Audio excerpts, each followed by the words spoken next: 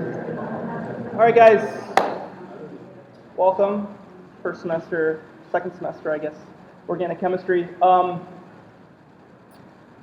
want to start today going over the syllabus, showing you some of the material that's going to be available to you, ask any questions or concerns, and then we'll go ahead and get going. So I want to start by just, some of you guys may be checking Blackboard and you're used to using Blackboard. I don't use Blackboard. I know how to use Blackboard a little bit. I just prefer to use my website. So you can get to my website pretty easily. There's actually I just had a family reunion, but there's really not that many Morelli. So if you just Google Morelli, it'll actually lead you to my webpage like right away. So if you're confused, just put in my name, and then it'll just pop up. So from here, you just go to my webpage, and then course information. Obviously, so many of you know this is the first time I'm teaching Organic 2. I do have all my Organic 1 material up there. If you guys need refreshers, eventually the Organic 2 page will start to look like this. But currently, there's just the material that we have that's available. So again, as you saw me scrambling to figure out how I was going to videotape the lectures, I do video the lectures, and so if you're not able to make it here on a specific course, those will be available to you.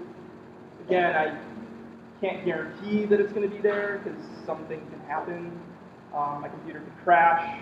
I could forget my laptop, so there's no guarantee that that'll be there. So I wouldn't suggest that you just assume that it's going to be available for you, but it should be there as an option.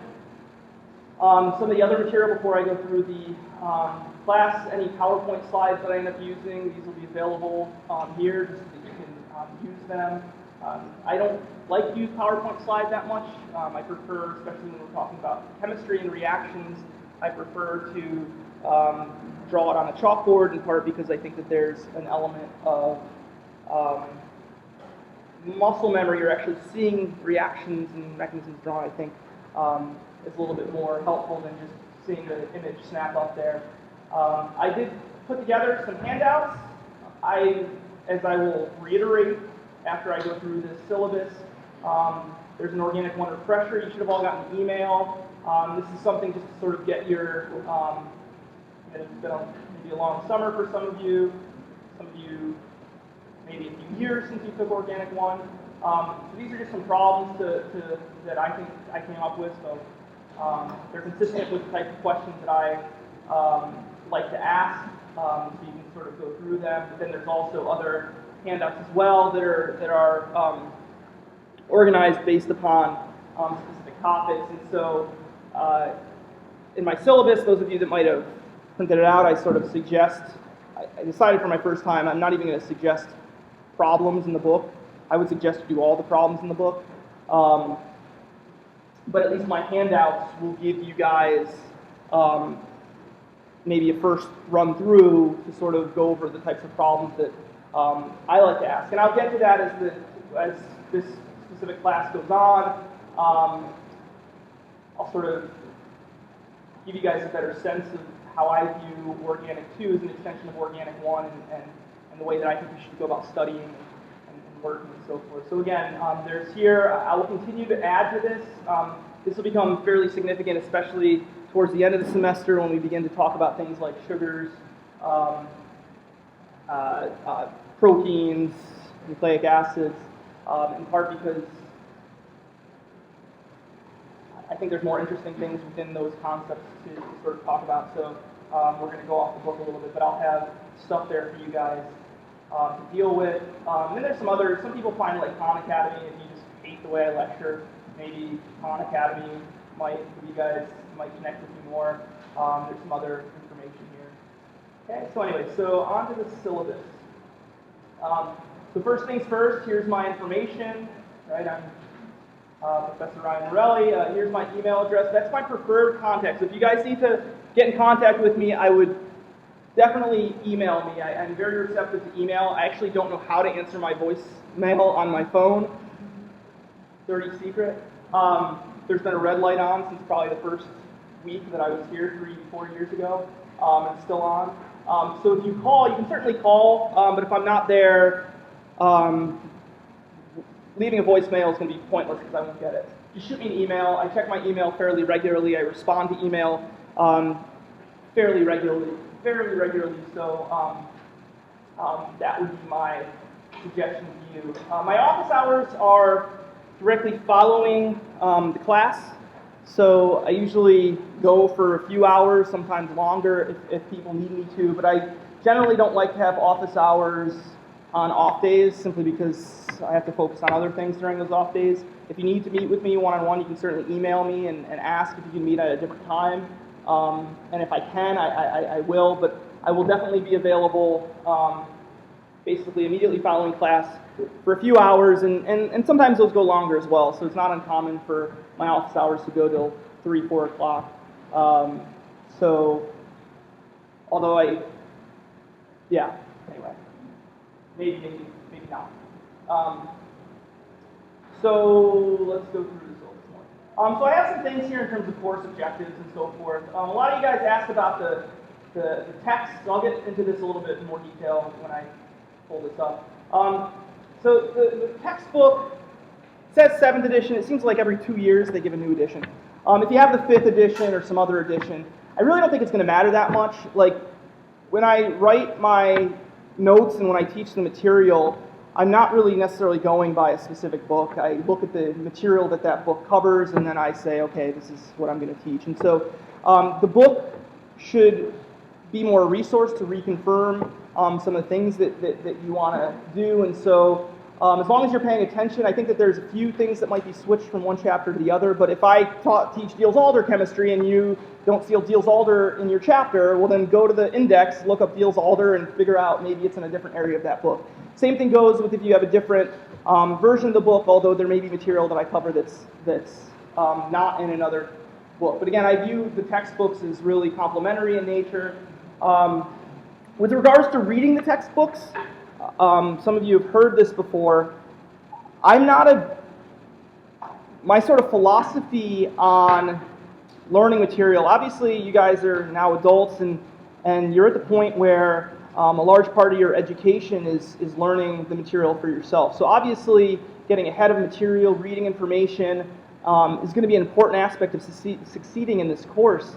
But I would argue, and again, everybody's different, everybody's brain works different, but I would argue that the best way for me personally, and I think the best way for many students, I think, to study and get ahead is to really focus on figures, right? So if you start reading the textbook from cover to cover, like you would in a history course or something like that, I think that that's maybe a not efficient use of your time. What I would suggest is really, because in organic chemistry, it's very difficult for me to talk with another organic chemist and have dialogue verbally. There's so many terminologies that I don't even know. It's really graphical is how you sort of learn things in organic chemistry. You spent so much time in Organic 1 learning to draw these molecules, learning to look at them in different ways, learning to draw mechanisms and everything else. And the reason for that is that's our language. Textually doesn't work that well. A picture says 1,000 words. So what my suggestion to you would be is really focus on making your primary goal understanding the figures in that book, and then simply using the text to sort of support that if you don't understand it. Again, that's my advice. It works for some people. That's one option that you can do. If you're uncomfortable with that and you just want to read a text, front to back, that's fine as well. But I would just bring that alternative study mode and reading mode to your guys' attention. And specifically within problems and stuff like that, a major issue and a major issue with students, I think, within organic chemistry specifically, obviously other courses as well, but certainly in organic chemistry is that once you see something, right, and you are able to convince yourself that it makes sense, you may move on. You can often trick yourselves into thinking that you know information that you actually don't know. So it's going to be really important that you guys practice, repetition over and over and over again. So the bulk of your time should actually be spent actually doing problem solving and really convincing yourselves that you know the information. Because I think it's very easy, specifically in organic chemistry, to read something and say, oh, that makes sense. But then you may interpret it in a different way that it means, and that can come through in terms of doing problems. Now, within that, I think it's also very important. Now, again, all you guys have passed Organic 1, presumably, I hope. That's why you're here.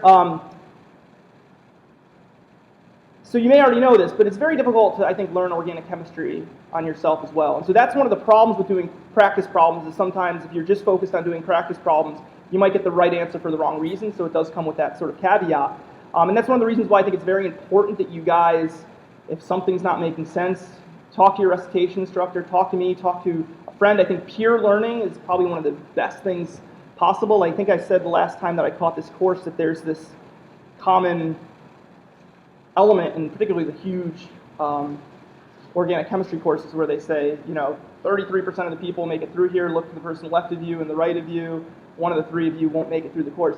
I actually disagree with that strongly because I think that chances are you might be sitting next to a friend on the left and right of you guys, and if the person on the left and right of you are doing well and you're talking to them and you're working with them, there's a good chance that you'll succeed as well. So I would really make an effort to get study groups together with your peers, make sure it's the right study group that's sort of in your, so that they're not too far ahead of you or too far, that you're spending too much time trying to teach them everything, although there is value in that. But again, the point is that I'm trying to make is you can't do this alone. I would certainly suggest, especially within problem solving, get together, do problems, and work as a group as you're trying to solve the problems independently and then coming together to figure this out. Molecular model sets can be useful. Again, Organic Chemistry 1, you've hopefully at least gotten some of the sense of looking at these molecules that are in two-dimensional space and realizing it's three-dimensional and can move and everything else. That's that. Okay. Of course, what your grades are dependent upon. Okay, so to motivate you guys to show up to recitation, there'll be a small component that'll be recitation attendance. Hopefully you guys show up to that. Quiz grades, this is something I got to bring up. I know I'll have to reiterate this again at some point during the semester. This is a commuter, obviously you guys know, Brooklyn College is a commuter school. It's not only a commuter school, it's a commuter school in New York City. I, to date, have not been late to class. However, I also leave my house at 5 o'clock in the morning. So I beat the traffic.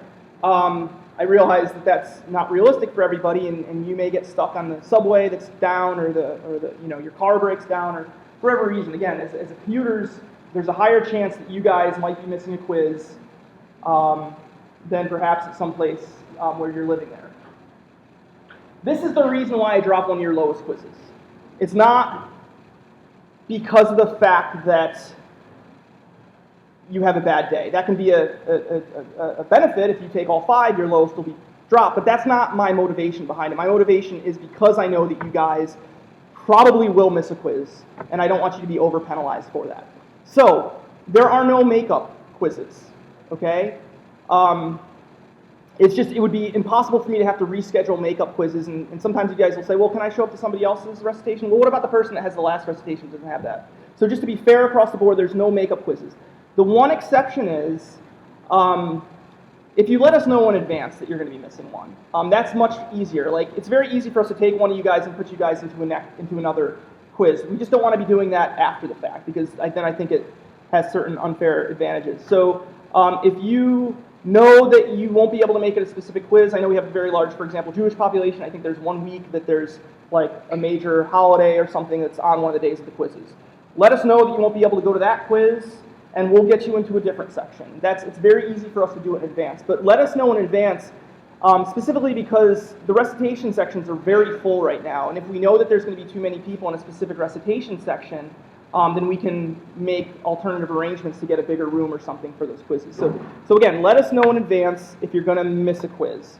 If you miss it afterwards, for whatever reason, I've heard every reason in the book, but I can't give makeups. Now, if you miss 2 quizzes, both for reasons that are legitimate, if you just had a really rough semester and you missed the first quiz because you got a flat tire and then installed a new tire and 2 weeks later it blew out on you again, once you miss the second one, let me know and we can make arrangements. But I won't make makeups for that first missed quiz. It's not me being draconian, and it's just having a smooth semester with such a big course. In terms of lecture exams, we'll have 2 midterms and a final. Again, they're worth 20% each on the lecture exams. These will effectively be cumulative, but weighted towards the material. Well, you guys should all know Organic 1, so everything, and I'll get to that in a moment. So it's cumulative in terms of Organic 1 material from the get-go, but again, the focus of the first exam will be on the material before that first exam. The focus of the second exam will be heavy on the material from that second component, but there will be material from the first. So everything is cumulative with a focus on specific sections. And again, when the quizzes come up, we'll be there. If you end up missing a lecture exam, so specifically for the lecture exams, if you miss one for a legitimate reason, let me know, and we will weight your grade accordingly. The final exam, there are no makeups, so the policy on the final exam is if you miss the final exam, I don't know if you guys have gone through this already, you will have to apply. I have it written down here. You have to go to, you have to apply in Academic Advisement Center, and what we do as a campus is, as a department, is we have one day that's the following semester where anybody that missed the final can retake it. Now that's going to perhaps set you back. Any course that you might want to take the next semester that Organic 2 is a prerequisite for, that's where you're going to run into problems. Hopefully nobody misses the final, but it does happen, and that's the policy in place. I always have to write a makeup exam for that. Regrade request, again, we'll discuss on that when the time comes. That's the stuff you guys have all seen before. So I've already went through this. And I think that's about it. So with that,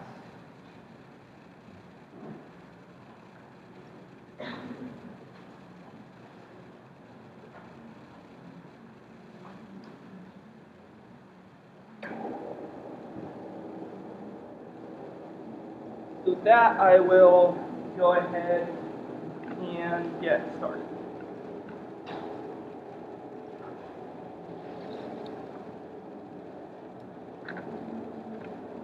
Okay, so as I just said, Organic Chemistry 2 is going to build upon the concepts of Organic Chemistry 1. And I was actually quite surprised as I was putting together my lecture notes this summer at how, let's come across the right way, how, in my opinion, how much easier the material in Organic 2 is compared to the material in Organic 1. And what I mean by that is, if you have a strong foundation in Organic 1, that's the caveat right there, is if you have a strong foundation in Organic 1, and you really know the material of Organic 1, Organic 2 is simply extensions of that. In the same way that a lot of different reactions in your first semester might have built upon reactions, again, I don't know how you guys learned Organic Chemistry 1, but if you took the course, I see some familiar faces that took the course with me a couple semesters ago. My sort of philosophy with reactions is that, you're going to learn, when this is all said and done, you're probably going to learn over 100 reactions. And if each of those reactions are their own distinct reaction, it's going to be very difficult to keep track of them all. If you are able to take the reactions that you've learned and cluster them into groups that are analogous to one another, then many reactions that you've learned are effectively the exact same reaction. And a perfect example of that that you've seen already, right, will come with a situation like alkenes, right? And so I'll spend a little bit of time reviewing today, and hopefully this will make sense. And so, a great example of this is alkenes, right? And so one of the first reactions you guys learned was if you take an alkene and you treat it with HBr, what's going to happen, right? If you're trying to remember exactly what happened, maybe you do, maybe you don't, and you can think about the mechanism, right? And so in this case, who can tell me what the first step in this reaction is? Marco. Okay, so no bonds. Right. Right, and so there's a flow of electrons that stem from where the electrons are coming from to where they're going. This is why this arrow, you don't want to be drawing it backwards. The electrons are going from this double bond to grab that proton, right? The net result is that you've effectively made a carbon-hydrogen bond, and what's left over is a bromide and this cation, right?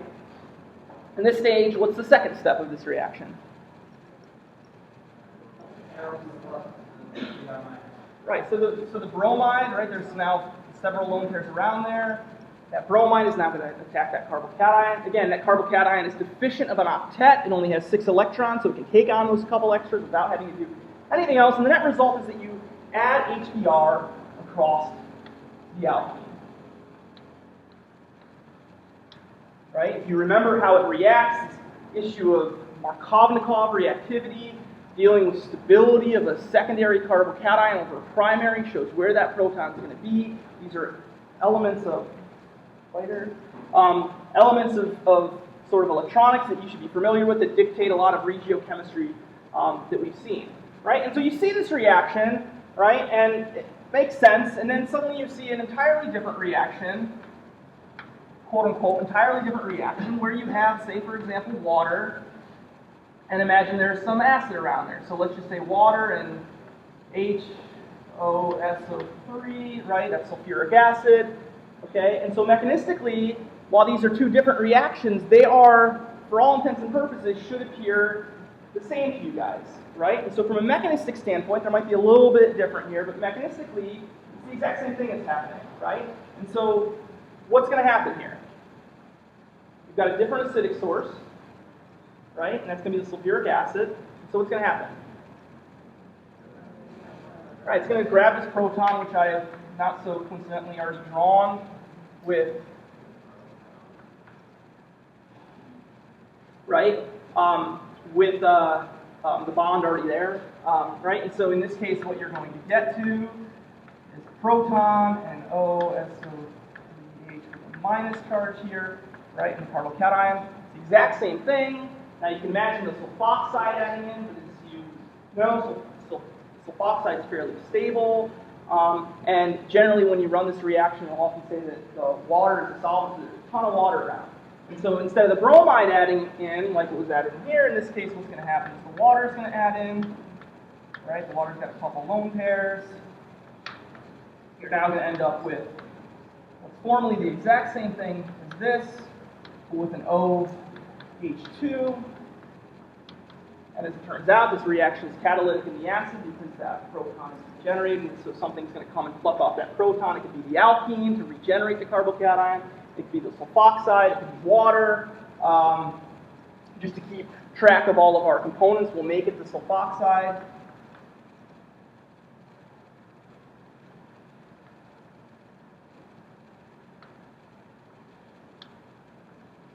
Right? And so it's just going to be water added across. So this represents an example of a couple reactions that you saw last semester that are virtually identical. And if you try to remember that acid and water leads to this hydration, or you try to remember the HBr, if you sort of think about this, you should be able to figure out the answer just knowing the mechanism. Again, substitute methanol for water. Well, what's going to happen, right? Now you're going to have a methoxy here instead of a water. You go through the mechanism, you see that.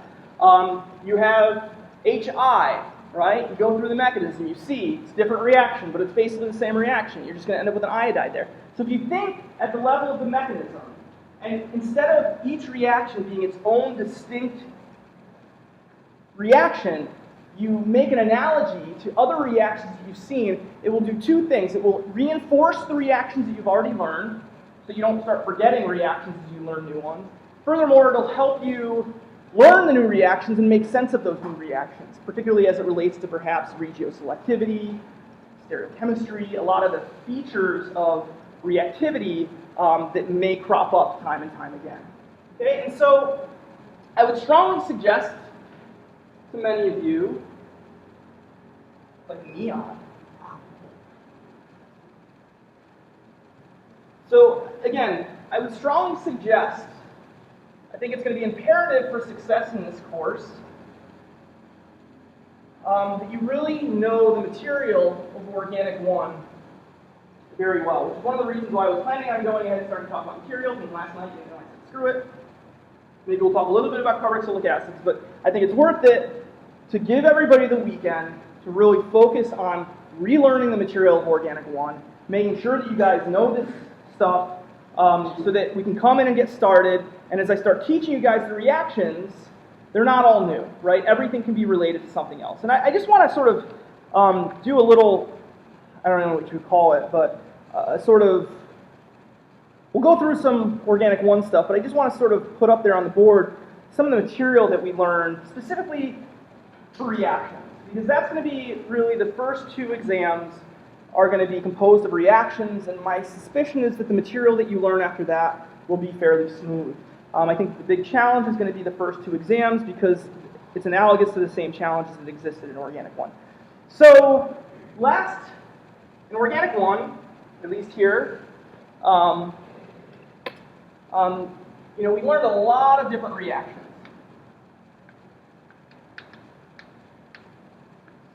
And again, if you remember if you took the course with me, I jumped ahead, and the first thing that I started discussing was substitution,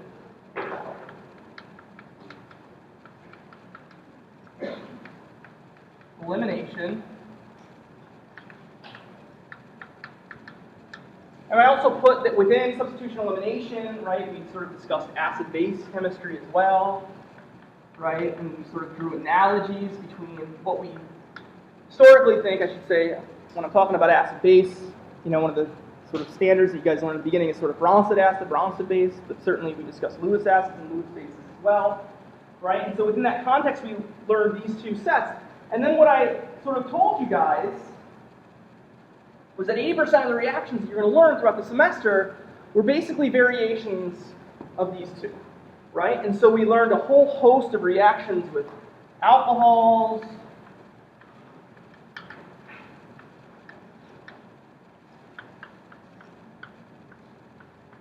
right? And reactions of alcohols often dealt with really 2 types of things, right? We would see alcohols. We really saw the versatility of alcohols, where on the one hand, under acidic conditions, right, you would convert these alcohols into, say, for example, an octonium or water, so that water will be your leaving group, so you convert water to an electrophile. And then oftentimes what would happen here is we do some type of substitution, right? So in the case of alcohols, we had one set where you had water, you treat it under acidic conditions, you take that alcohol and you convert it into a leaving group, it then becomes a leaving group in elimination chemistry or substitution chemistry. We also learned that if you take them under basic conditions, right, you get acid-base chemistry with the alcohol, right? The alcohol then becomes an alkoxide, right? And now this is going to become something like a nucleophile, or it could be a base, but that's not productive, and we'll just go the other way. But right, well, we often see this being a nucleophile, right? And so we see this in like Williamson ether synthesis, where we make these alkoxides and we treat them with alkyl halides and we make ethers, right? Okay, so again, related back to this, again, there's other chemistry within their oxidation reductions that we've seen, but a very large percentage of the reactions we learned were within this sort of realm. We also learned reactions of alkenes,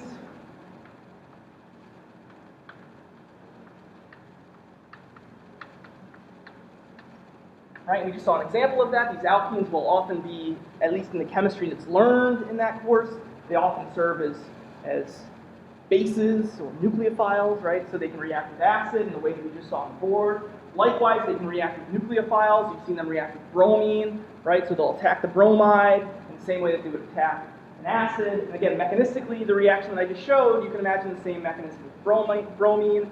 Again, there's some subtle nuances in terms of stereochemistry within there, but largely, at least in terms of making bonds, they're the same. We also learned reactions with carbonyls.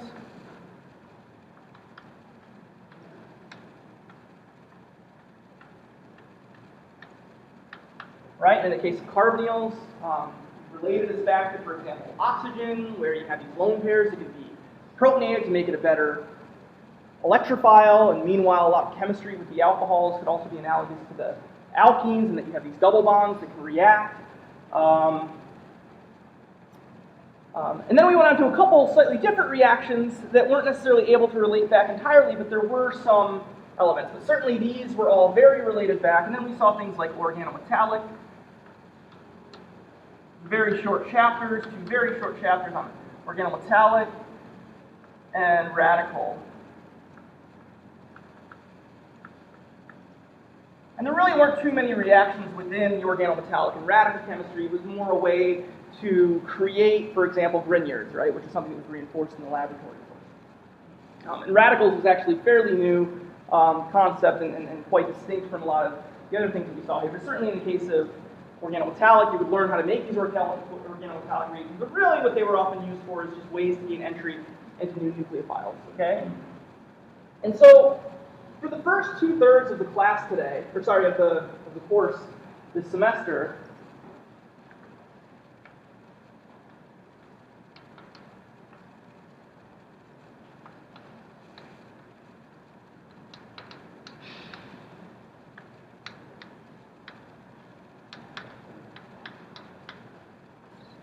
as you'll see as I put these up there, there's almost not nearly as many categories of reactions as we've seen previously, which will make it easier just in terms of the amount of knowledge that you need to learn. But furthermore, what makes it also easy is that we'll see that a lot of the chemistry that you're going to learn simply involves relating back to different functional groups that you saw previously. Okay, and so one of the first things that we're going to learn today, and we may get to today a little bit if we have time, is reactions of carboxylic acid.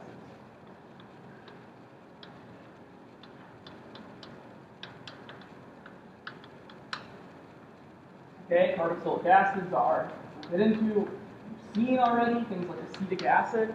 And what we'll find in this case is that carboxylic acids, much of the chemistry that we're going to see with carboxylic acids is analogous to alcohols, and it's going to be very analogous to carbonyls. And why is that? Well, because alcohols within them have this OH, which is like an alcohol, right? And they have the carbonyl in them. And so what you're going to see is a lot of the chemistry that you've learned in carbonyl chemistry and alcohol chemistry will start to peek its head in again when we start getting to reactions with carbonyls or carboxylic acids. Again, enolates. We learned a bit about enol ketotautomers when we talked, of course. Again, enolates, what are enolates, right? Enolates are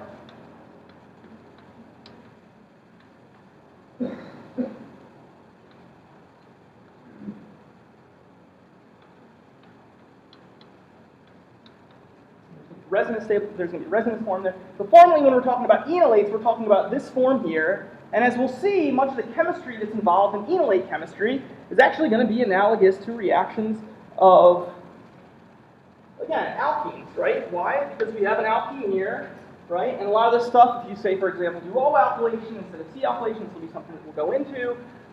You could also imagine chemistry at the alkoxide as well. Okay, or the carbon, but again, we'll sort of get into that. But alkenes and I should say carbonyls, because a lot of what we will focus on will involve reactions of enolates with carbonyls, some of the major reactions with them. Reactions of aromatics. We're going to learn all about this concept of aromaticity.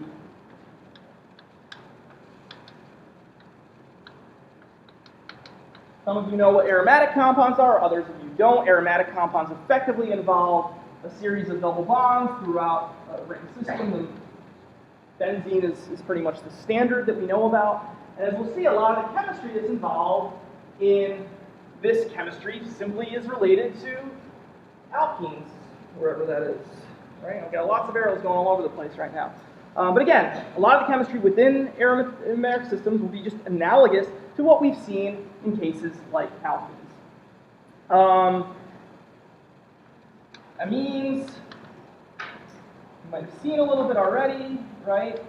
And we have seen them, for example, condensing with carbonyls. We've already seen them in that regard. But again, a lot of the chemistry that we'll see in this case will be analogous to alcohols, wherever that alcohol is.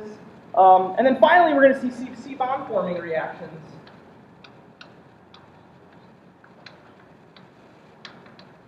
And this will largely be organometallic processes. So this will sort of be the analogy to kind of radical chemistry. It will be a new mechanism that we'll have to learn, a new set of chemistry. So it will be something that will be new, that we will have to introduce a new way to think about bond forming and so forth. And we have seen a little bit of organometallic chemistry, specifically Gilman reagent and so forth, which would classify largely into what's going on here with the CC bond forming reactions. But again, when you sort of compare the two, you see that a lot of the reactions that we're going to learn this semester are analogous to what we've seen in organic 1. Okay? The other thing you notice is that there is more here, right? The other thing is that we actually have more time this semester to go over it. You have more time to learn this material. So why is it that students tend to struggle a lot with organic chemistry too? And I think the reason is that not solid enough in organic 1, and you're meanwhile trying to catch up on organic 1 while we learn new material. So this is one of the reasons why I would really urge you guys this weekend, or the next week, or whatever, how much time till the next course, and when we really start going into carboxylic acid, to really go back and refresh. Again, I showed you on my website all the material that we have on organic 1. Go back, take an exam, take some practice quizzes that I have on there. There's answer keys out there. Really go through and see if you understand this material and make sure and convince yourself that you understand that. Because again, as you learn these new reactions, if these new reactions are truly new, then it's going to really start building up. But if it's not something new, then the course shouldn't be that difficult, and it shouldn't be really something to be scared of. And again, my sort of philosophy as I was going through this material was effectively that, listen, if you got through organic 1, you should be able to get through organic 2. And so I would really urge all of you to learn the organic 1 material, and I think that if you do have truly have a solid foundation with organic 1, you should have no problem getting through this course.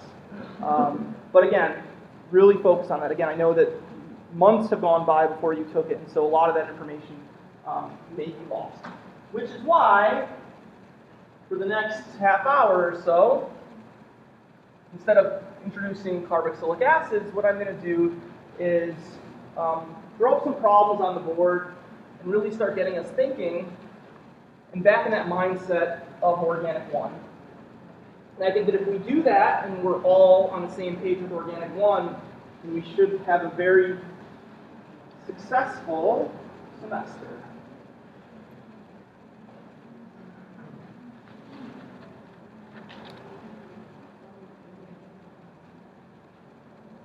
Okay, so we saw this already, and so this first kind of question I'm going to put up here on the board is really going to make sure were you paying attention earlier. For most of you, this should be fairly easy, but I'm going to show just a silly reaction sequence. And what I want you guys to all do is draw this in your notebook. And the question that I'm going to sort of ask here is, can you draw the mechanism? And we'll discuss, are you drawing it appropriate? And if you're not, then that raises a red flag that might mean this is something you want to focus on. Okay, so we just saw, maybe I'll throw a little bit of we saw this already. I'll put a phenyl there to make it. Aromatic alkenes are less reactive than non-aromatic alkenes, as we'll see as the semester goes on. But again, the very first reaction that we're going to see here, addition of HI across the bond, okay? So I want you to go ahead and draw that mechanism, which we should have just seen, so you should all, if you're paying attention, know this. And then what I want you to do is, once you get here, what I would like you to do is go ahead and draw a mechanism that shows the reverse reaction. And in this case, what I'm going to do is I'm going to take a strong base disopropyl amide, and what we're going to do is generate styrene that we started with, right? And so this represents two types of reactions, addition across an alkene, as well as an elimination reaction, okay? It should take you 5 seconds.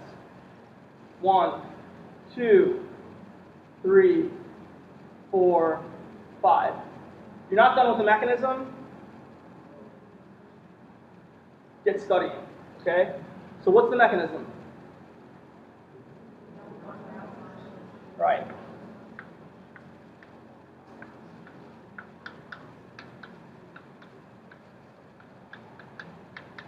Second step. Okay, so maybe it takes a little bit longer than 5 seconds to actually write the mechanism. But again, at least knowing what you're going to write there is going to be important. Now again, that second step, we haven't seen it yet, but you guys did see it last semester. see this reaction, it should be a reaction that becomes second nature to you. You see the product specifically in this case. You have a strong base, you have a halogen in this case, but I've sort of shown you what the product is going to be in this case, and it's a double bond. So what kind of reaction is this? It's an elimination reaction.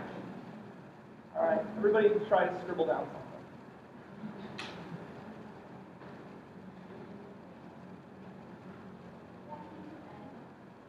Isopropyl, it's isopropyl amide, so it's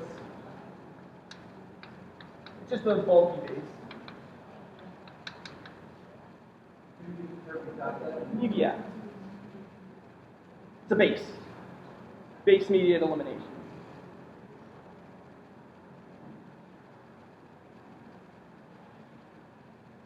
So again, yeah, potassium butoxide, it's going to give you the same thing. They're both bases. This one's a little bit stronger. Actually, pyrophoric, which I found out recently.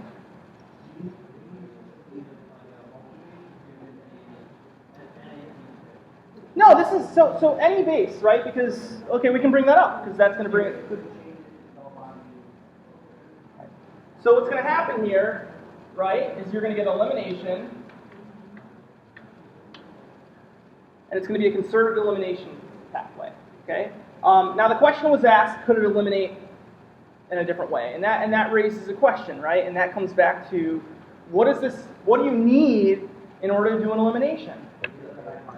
You need another beta carbon, or you need some other hydrogen that can eliminate. There's no hydrogens here, so you would never be able to eliminate in the other direction, right? Sure. Sure, yeah. So the question then becomes, again, this goes back to just reviewing the material. The question was sort of asked,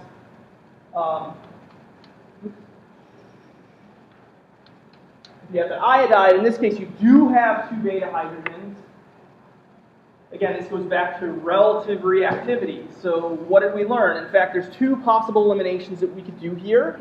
And in first semester organic chemistry, we learned how we could do either one of them, right? So if we wanted to generate the same alkene that we generated here, would this base work? I would say so. Why? Big, bulky base, right? So it's a bulky base, right? If I wanted to go after the other hydrogen, sure, NaNH2, sodium hydroxide maybe, right? Smaller bases. And what's the reason for that? Steric hindrance, right? So the bigger steric one would go after the more accessible one. Well, that explains that one. What explains the other? Yeah, but why?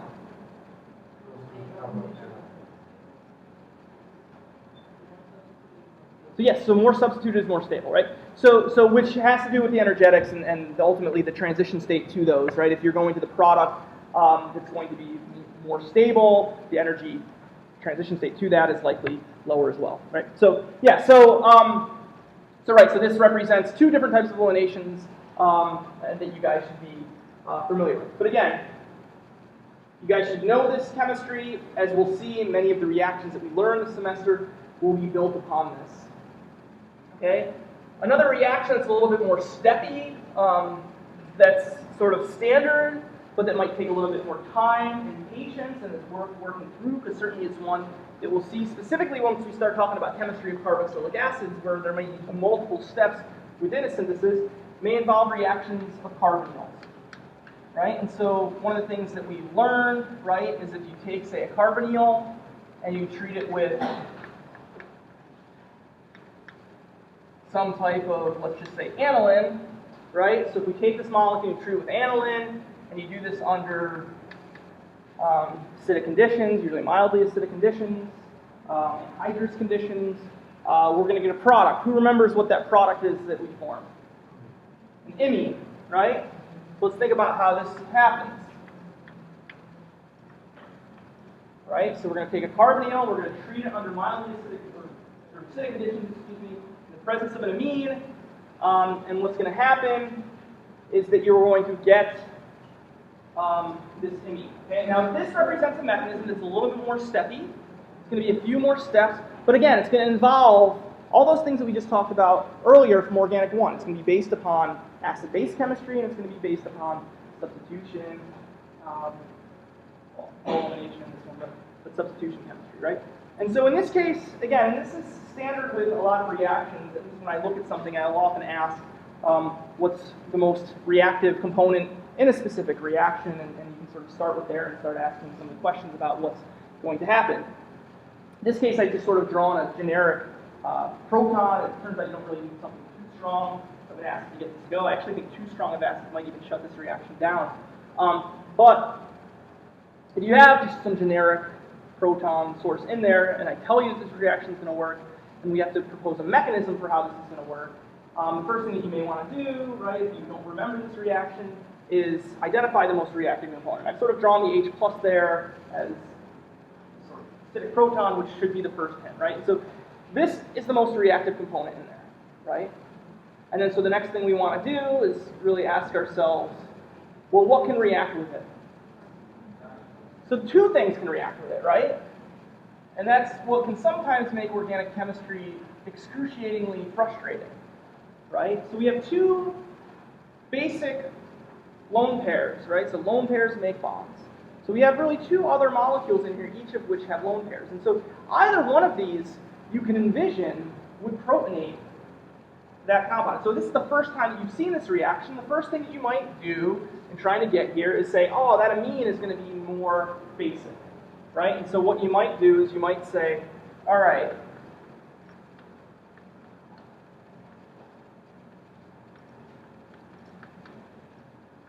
you might say, first step of the mechanism, I'm going to generate NH3+, right? And this would make sense, right? There's nothing wrong about doing this. But anytime you're trying to figure out a mechanism, then the next question you ask, right, is, well, what next, right? And what might happen is you might get to this step and you might say, I don't know what I'm going to do here. Maybe I'll have the carbonyl attack. I don't know, maybe I'll do something like this. And then you start going down the wrong path, right? And that's fine. I think that's all part of the experience and really trying to understand how chemistry works. And we certainly, even in our lab, spend a lot of time just screwing around with mechanisms that we actually get in our research lab, trying to figure out what's going on. And we'll often go down paths that don't lead us in the right direction, and eventually you say, okay, let me take a few steps back. And so there's nothing wrong. Some people might ask, well, why doesn't it protonate the nitrogen first? Well, it might, right? But everything's reversible, right? And that's one of the things that we have to keep in mind is that this could also be reversible. Presumably there's a conjugate base, which means then go deprotonate that. And so, yeah, that could protonate it, but it's not going to be necessarily a productive intermediate, right? So, in fact, what will get protonated first, and it could get protonated by this, for example, is the carbonyl. That's going to be the one that's going to be a little bit more direct. Now again, we have the lone pairs, those lone pairs that are going to react with it. You can envision this taking place via the double bond as well, in the same way analogous to alkenes.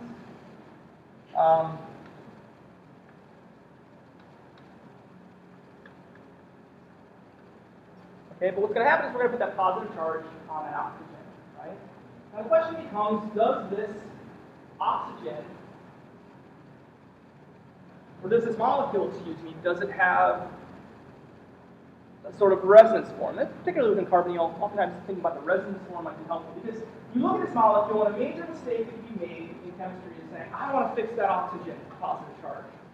Right? And what you'll do is you'll go ahead and have that nitrogen directly attack that oxygen, break the octet rule, and get an F on your exam. Right? So that's one of the big mistakes, right? You cannot break the octet rule. And that positive charge on that oxygen has a full octet. So you cannot attack that oxygen.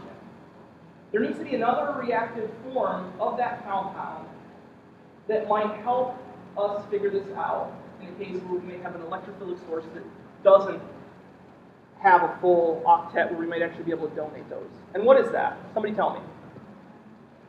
Yeah. Yeah, exactly. And what's that called? Right. Which brings me to another point that I want to make is no resonance forms, right? In the same way that we know mechanisms. Again, when I teach this course, before you get in chemistry and reactions, one of the first things that I teach is resonance. And that's because I want you guys to get comfortable drawing arrows and pushing them and really understanding what these molecules look like, right? And so this molecule that we've drawn doesn't look like this. It doesn't look like this. It looks like some mishmash in between. Again, these are just formal interpretations of what the molecule might be. But the nice thing is, from trying to figure this out, now we've got some place that only has 6 electrons, right? And so at this point now, we can start to transfer that positive charge onto a different atom, and that atom's going to be the nitrogen, right? And so now we can't attach this oxygen because we'll break the octet rule. This carbon only has 6 electrons.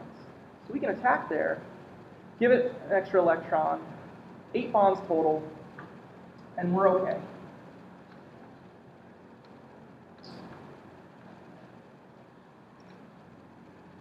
Again, conservation of mass, conservation of charge. When we draw this molecule, what's going to happen? We are going to effectively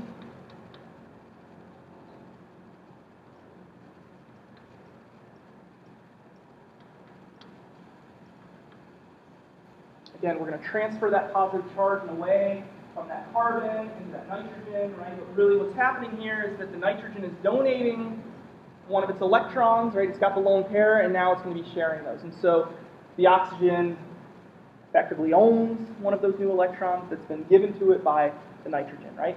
So thus, the nitrogen takes on a positive charge. Now, start looking at the product, we start getting close, right? We've accomplished one of the most important things, and that's make that nitrogen-carbon bond, right? That's one of the most important things. The other important thing is make the other nitrogen-carbon bond, right? And get rid of oxygen altogether, okay? And so if we're going to do this, again, this is acid-base chemistry. It's simple acid-base chemistry. Do hydroxides leave by themselves, specifically under acidic conditions?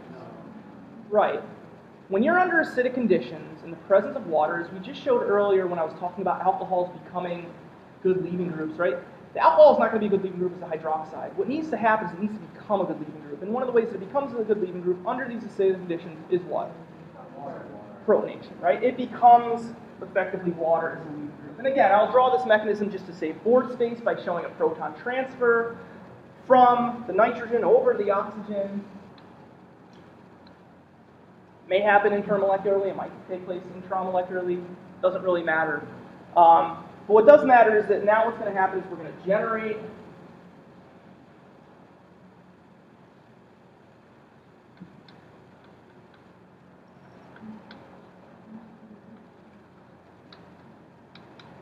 now we've generated water, right? Now the water can leave, right? The water's going to leave.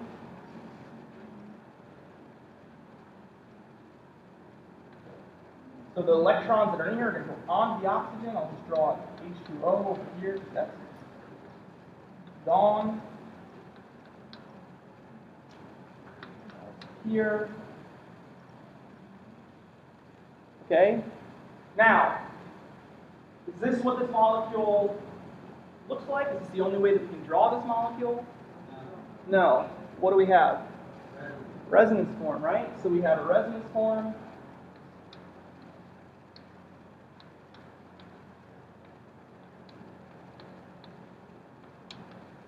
And then what needs to happen for us to get to the product? Sure, something, water, maybe the carbonyl, whatever the conjugate base is over here, something's going to come and take off that proton. We can make it water if we want. That's fine. Problem is, the thing is, you're going to get the product. So again, this type of chemistry I think is interesting. Carbonyl, the chapter on carbonyl chemistry from a mechanism standpoint, within a sort of vacuum, is a fairly long mechanism, right? It's a very long mechanism. There's a lot of steps. But again, when you break it down into individual components, acid-base chemistry, right? Resonance form, substitution reaction, acid-base chemistry, effectively an elimination, right? Resonance form, acid-base. So within this multi-step, fairly complex, time-consuming reaction mechanism, it's all chemistry that was learned at the very beginning, right? It's all should be fairly simple chemistry. But again, And so if you can sort of take the time and go through mechanisms like this, and carbonyl chapter is probably a good one to make sure that you're get you back in the swing of things. You know, there's nothing too dramatic and there's nothing too new in here.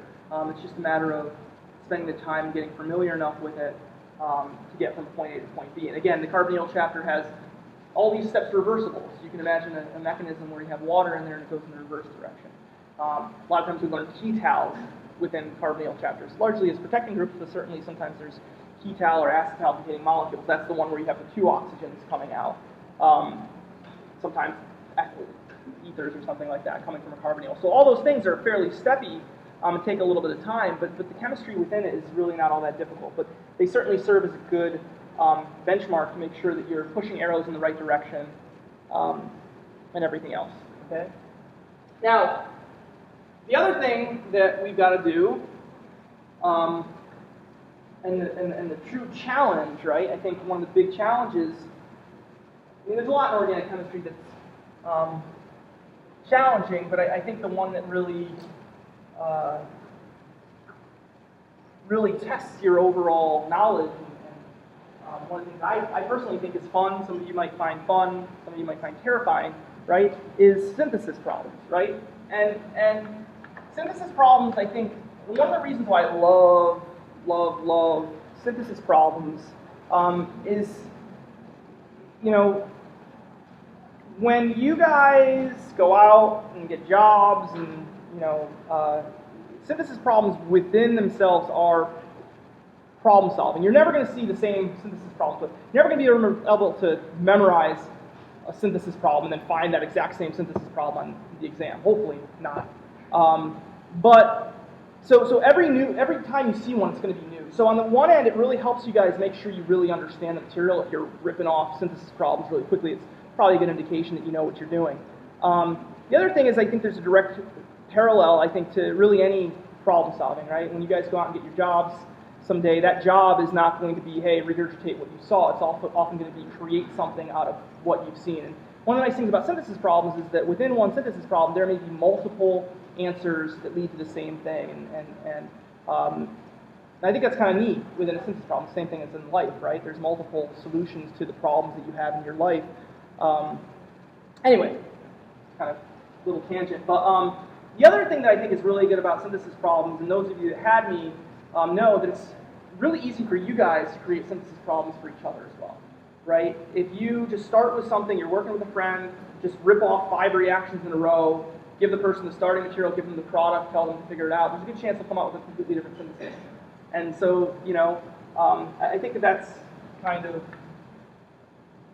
neat about synthesis, is that you should never run out of synthesis problems to do, because you can always partner up with somebody and come up with synthesis problems for each other, okay?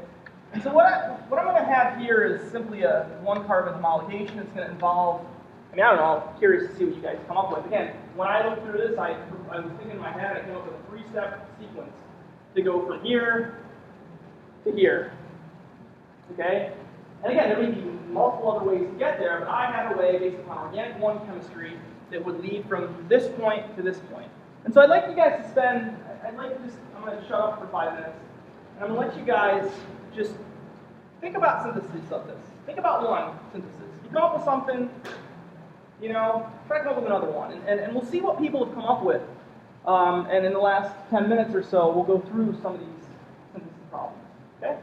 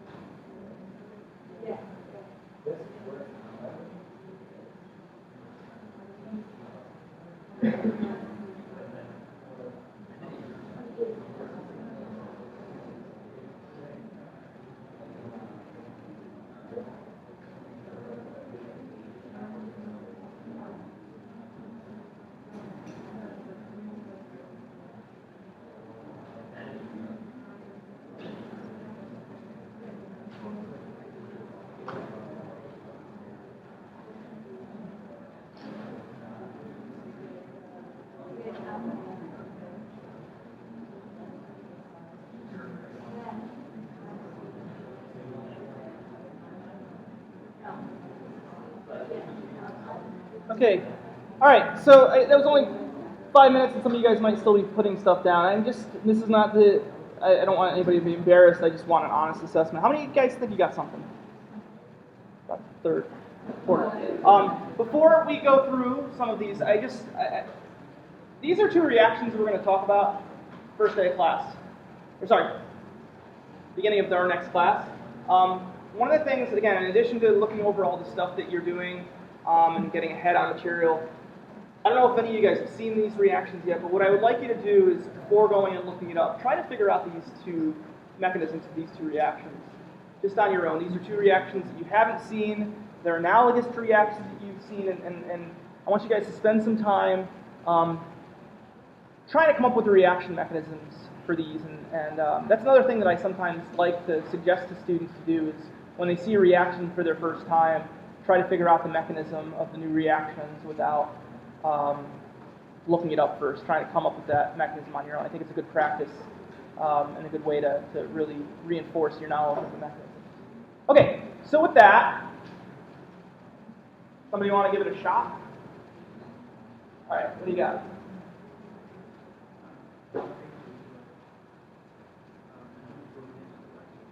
Okay, so bromination with what?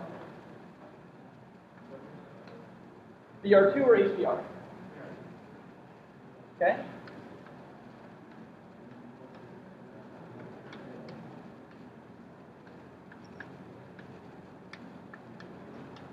Okay, so that's going to be bromination.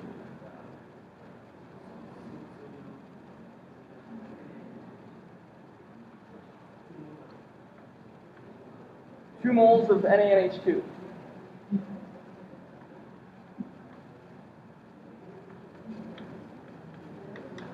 What's that going to make, guys? Alkyne, right? It's a double elimination. Okay? And NH2. So let's just go 2. Let's go 3 equivalents. Go right to the anion, because that's where you want to go. Then just say what to do. Primary halide. So what? Methyl. Okay? So again, there's one extra carbon here, and so what's your name? Felix.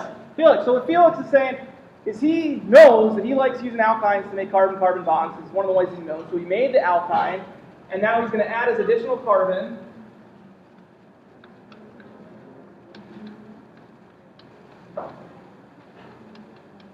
Okay, and now you just got to what? Now you're going to do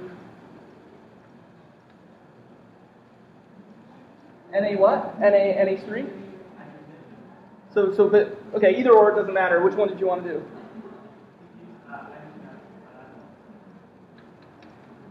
And so if I want to go to the alkene, which palladium source do I use? You want to go all the way to the alkane? Oh, so okay.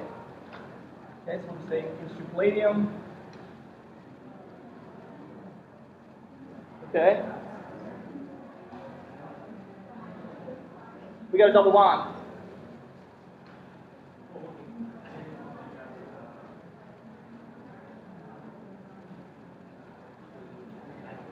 Okay, so you're almost there. You got the extra carbon, but you got to somehow. That's why I thought you were going to the alkene, and I thought, well, you were.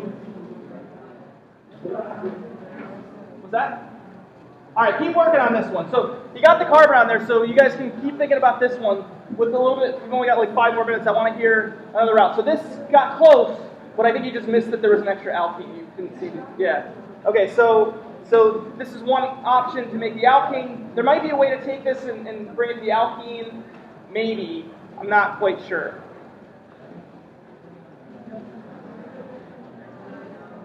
You talk to you. The first thing I would add pH to it and add NaOH.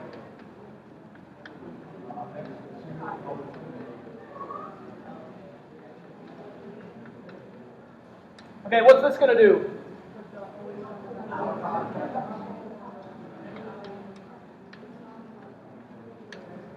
And then I will add PCC. Okay, what's that going to do?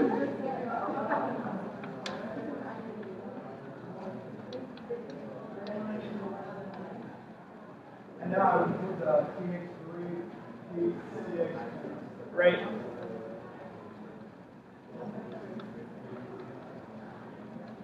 So what's that going to do? I make the product. Right. And so in fact, this is, that was what I was thinking when I put together mechanisms. This is a fairly quick way to do it. So this is the standard way to do homologation. Basically extend out by oxidizing and then subsequently doing a Wittig. Out of curiosity, does anybody else have any other ways that they got here? Margot. What? From the intermediate that you made previously? Ah. Yes.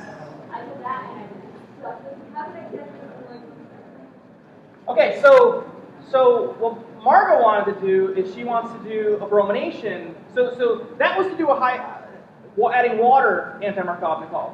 Margot wanted to do is add bromine anti-Markovnikov. And how you do that, right, is you add HBr and then, NBS, excuse me, and heat or light, right? Heat or light. I don't remember if it's heat or light, but yeah, it's a radical-based process. I think it's HBr. It's been a while. I think it's HBr because you need the hydrogen. It's HBr peroxide. That's the allylic. That's the allylic bromination. Yeah. So what you want to do is HBr and ROOR. So that's what you were thinking of, right? And so that's gonna add the bromine anti-Markovnikov, right? So that's going to be a radical-based one. But then how are we going to make that? That might be a quicker way to get to the same intermediate. But that's going to be too many carbons, right? So what Margot was doing was. And this is a fairly common mistake that people make, and this is why I wanted to just put this up here. Sometimes you see and you miscount carbons, and so I think this would add a second carbon if we wanted to get one more away, which would get to the same intermediates that they had before. Right, so I don't know how we would get from this. So what you would have to do is like CH3, right, and this gets the same intermediate that had before. And this intermediate becomes a little challenging because you would have to like somehow oxidize or brominate at a specific position, right? And bromination would probably be selective for here if you want to do like bromine and heat or something like that. So it would be multiple steps. So I'll let you guys figure it out. The time is basically up. So keep thinking about this. I would really spend the weekend, if you are behind on Organic 1, really spend that time getting caught up.